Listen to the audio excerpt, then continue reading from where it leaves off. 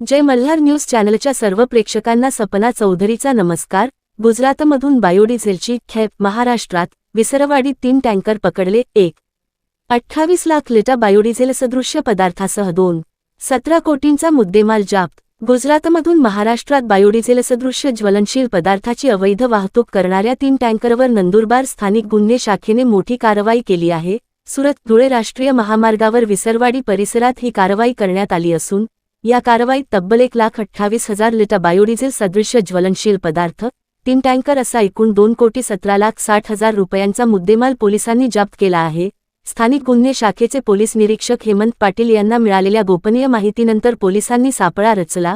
रात्री सुमारे 11:40 GJ12BW 7829 क्रमांकाचा टँकर अडवण्यात आला।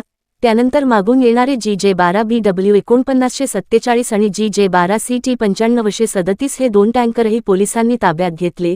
चालकांनी टँकरमध्ये डिस्टिलेट ऑइल आणि इंडस्ट्रियल ऑइल असल्याचे सांगितले, मात्र पोलिसांनी केलेल्या तपासणीत तिन्ही टँकरमध्ये डिझेलसदृश्य ज्वलनशील द्रव पदार्थ आढळून आला।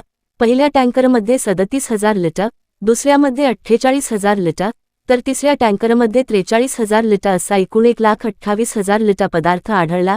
या पदार्थाची अंदाजे किंमत 1,02,40,000 रुपये असल्याची माहिती आहे। पोलिसांनी या पदार्थाचे 6 नमुने रासायनिक तपासणीसाठी सीलबंद केले आहेत। रासायनिक तपासणीच्या अहवालानंतर या पदार्थाचे नेमके स्वरूप स्पष्ट होणार आहे।